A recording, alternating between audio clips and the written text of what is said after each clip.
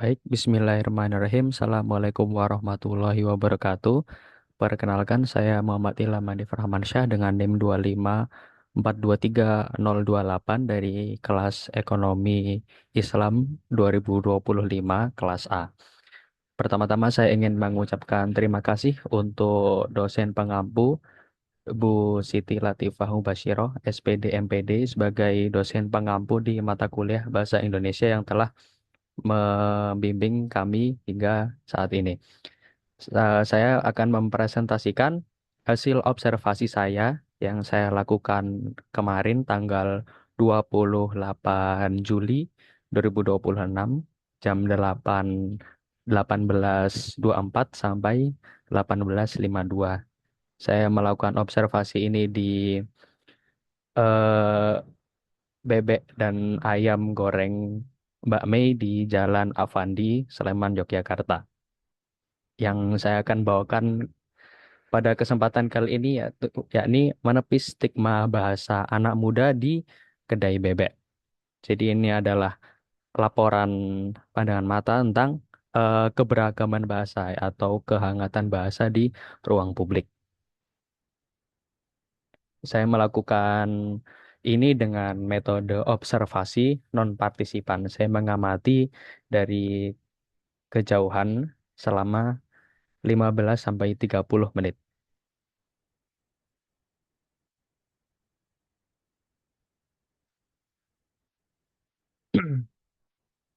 Yang pertama di sini adalah kita akan saya akan membawakan pertanyaan pembuka dan apa stigma sosial terhadap bahasa anak muda. Apakah bahasa anak muda ini memang makin hilang etika ataukah tidak?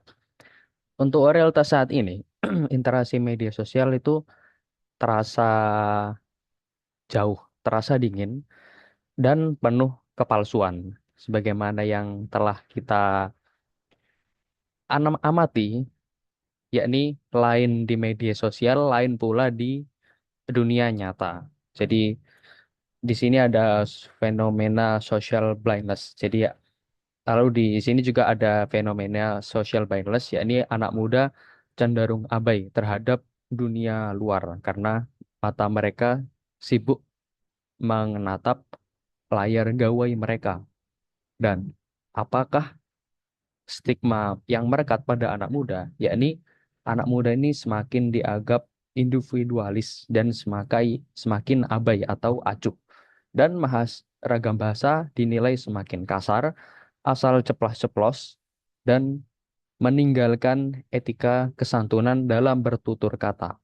Maka pertanyaannya, benarkah kehangatan komunikasi tatap muka sudah terpenuhnya tergerus? Nah, di sini ada setting dan detail indrawi atau laporan pandangan mata saya pada hari itu. Saat itu, suasana kedai bebek Mbok Mei, untuk di penciuman, saya mencium aroma bebek rempah yang harum dan kepulan asal tipis yang menyuruh hidung saya. Lalu saya mendengar suara gesekan spatula yang beradu dengan kuali besi beserta disertai desis minyak panas yang keluar dari wajan. Saya melihat lampu kedai yang berpendar, lalu saya mendengar deru kipas angin dan saya melihat deretan bangku besi. Yang menjadi objek atau fokus pengamatan saya adalah segerombolan muda-mudi yang tenggelam dalam percakapan, dalam kebersamaan mereka sambil menyantap nasi bebek.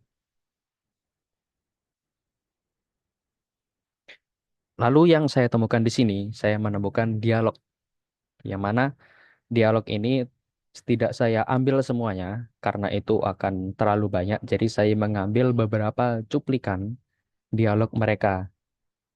Dan sebagai catatan, dialog ini mungkin tidak 100% akurat, tetapi sudah saya semaksimalkan sebagaimana mungkin untuk eh, ini hasil laporan ini murni 100% dari yang saya telah observasi.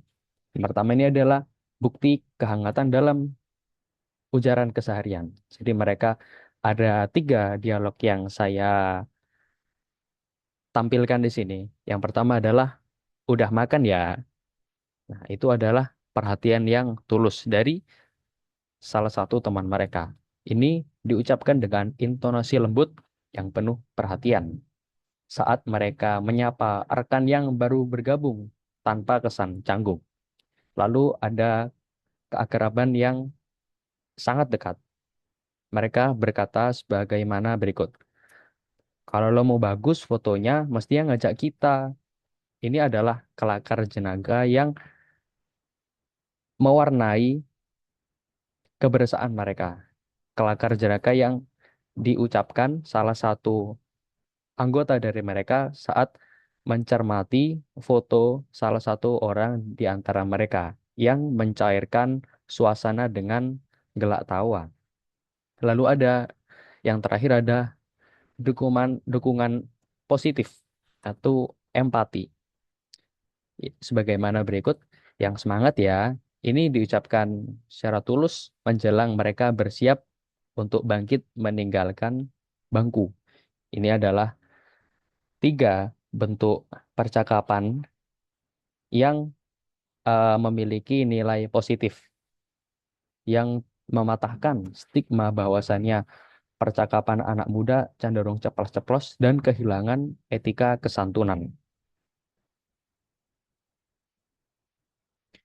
Maka analisis dan argumentasi saya dalam memaknai kesantunan bahasa anak muda, bahasa Indonesia, terutama yang digunakan anak muda, telah bergeser dari bahasa yang baku atau formal menjadi bahasa yang kasual atau bahasa keseharian, bahasa yang non-formal.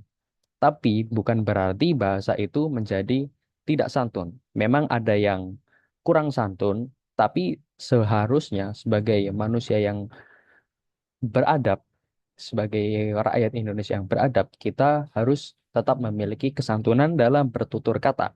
Pilihan anak kata kata pilihan kata di sini menggunakan ragam pergaulan anak muda yang santai, bergeser dari bahasa yang formal menjadi bahasa yang kasual atau non formal.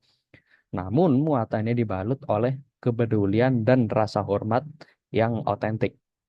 Lalu di sini kita bisa mengamati redefinisi keragaman bahasa atau kesantunan bahasa.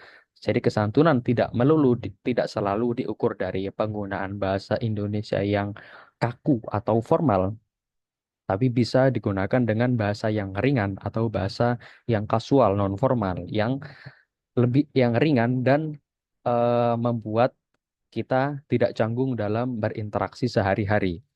Jadi rasa kesantunan di sini dihadirkan lewat ketulusan, lewat rasa hormat dan empati yang memanusiakan manusia.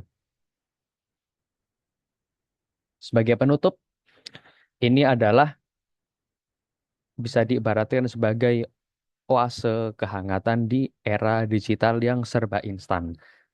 Jadi, kemampuan untuk hadir secara utuh, saling menyapa dengan hangat dan menjaga etika tutur kata adalah kemewahan sosial yang masih hidup, yang seharusnya kita jaga sebagai rakyat Indonesia yang beradab. Stigma bahwasannya bahasa anak muda semakin tergredad, terdegradasi ditepis oleh ketulusan interaksi nyata di kedai bebek goreng ini.